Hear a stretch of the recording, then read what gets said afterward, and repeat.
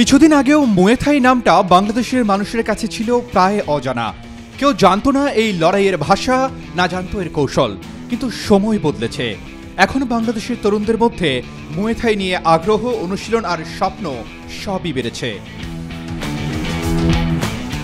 সম্প্রতি রাজধানীর চীন মৈত্রী সম্মেলন কেন্দ্রে প্রথমবারের মতো আয়োজিত হয় আন্তর্জাতিক মানের ডাবল হর্স নকআউট মুয়ে থাই টুর্নামেন্ট। সেখানেই আলো ছড়ান বাংলাদেশের মোহাম্মদ রাশেদ, মাজিদুল, রেজা অমিয় সহ এক ঝাঁক ফাইটার। শারীরিক প্রস্তুতি বলতে হচ্ছে আমাদের ট্রেনিংটা হচ্ছে প্রপারলি করতে হয়, আমাদের নিউট্রিশন ঠিক রাখতে হয়, আমাদের স্ট্রেংথ অ্যান্ড কন্ডিশনিং ঠিক রাখতে হয়। আর মেন্টাল প্রিপারেশনটা এটা আসলে আমাদের ফিজিক্যাল ট্রেনিং যেটা থাকে এখান থেকেই আসে। আপনি কাদের সাথে ট্রেনিং করছেন তাদের থেকে হচ্ছে এই মেন্টাল প্রিপারেশনটা আমাদের আসে। চ্যালেঞ্জ বলতে আসলে আমার সেরকম কোনো চ্যালেঞ্জ ছিল না, কারণ আমি অনেক বছর ধরে বাইরে কম্পিট করে আসতেছি। সো এই জন্য আমি এবার আমার এই ফাইটে আমি মেন্টালি অনেক কাম ছিলাম। সো তেমন কোনো চ্যালেঞ্জ আমি আসলে দেখিনি। সো আমার মুয়ে থাই প্রশিক্ষক যারা আছে তাদের কাছে আমি I am very grateful. Not only my coaches, আমার ট্রেনিং পার্টনার যারা আছে, আমার কোচেস ট্রেনিং পার্টনার হাসিন ভাই, আফ্রিদি, ক্রু আনসার, ক্রু নিনসিয়াম, এডুয়ার্ডো আলকানসারে, এরা হচ্ছে আমার কোচেস।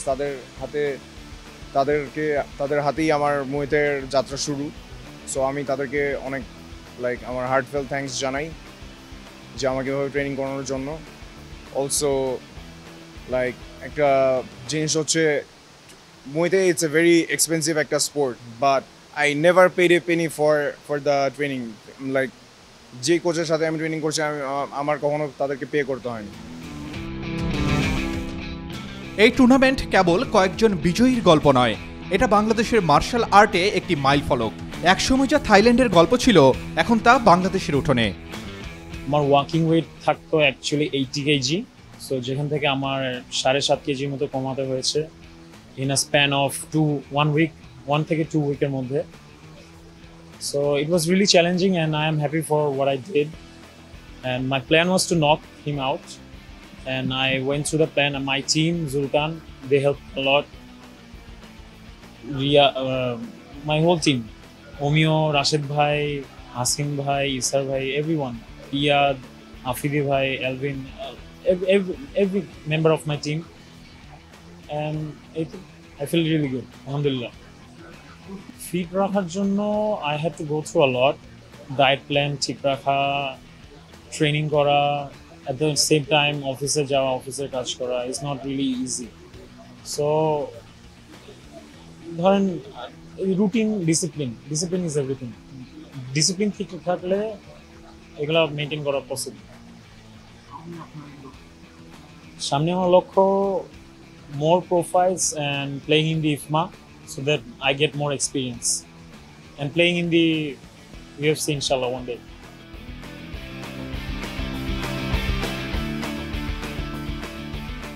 এই খেলাটি শুধু শরীরের খেলা নয়, এটি নিয়ন্ত্রণ শেখায়, মনোযোগ তৈরি করে, আত্মবিশ্বাস বাড়ায়। এক নতুন প্রজন্ম তৈরি হচ্ছে যারা লড়াই করে শুধু রিংয়ের মধ্যে নয়, জীবনেও। মুয়ে থাই অনেক ইন্টারেস্টিং একটা স্পোর্ট।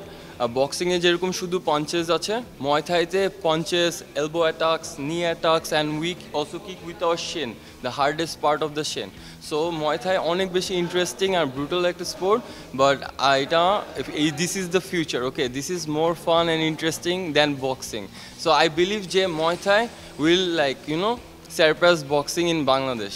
হ্যাঁ, মুয়ে থাইতে আসলে অনেক বেশি ডিসিপ্লিন থাকা important.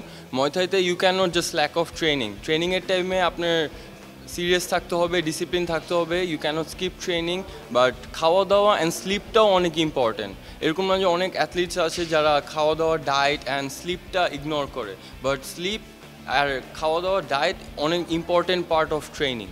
Zulkan is literally the best indoor arena in Bangladesh. বাংলাদেশে এর আগে এত ভালো ইনডোর এরিনা, স্পেশালি কমব্যাট স্পোর্টসের জন্য, মুয়ে থাই বলেন, boxing, mixed martial arts, for everything we have it all here in Zulkan. And specially Zulkan একটা special স্পোর্টও আছে, strong man zone, power lifting and rock climbing, এগুলোরও facilities আছে।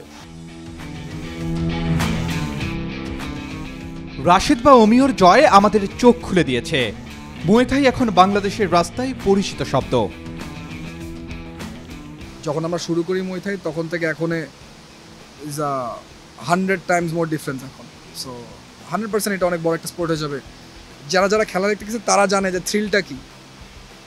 থ্রিলটা অন্যান্য স্পোর্টে সহজে পাওয়া যায় না। সো ঘন ঘন জিম বানায়, ঘন ঘন ইভেন্টস করেছে। আমাদের অলরেডি জুলকান কম্ব্যাট জিম আছে বাংলাদেশের, বলবো পুরো এশিয়ার মধ্যে এরকম জিম আর নাই। সো এই জিমে আস্তে আস্তে মানুষ এসে স্পোর্টটা চিনবে, যে যত বেশি মানুষ স্পোর্টটা করবে তত বেশি মানুষ স্পোর্টটা চিনবে। এখন তো একটা নিশ একটা মার্কেট টাইপ ছিল, বাট এখন আস্তে আস্তে এটা আমরা পুরো কান্ট্রি ওয়াইড ছড়াই গেছে মুয়াই থাই।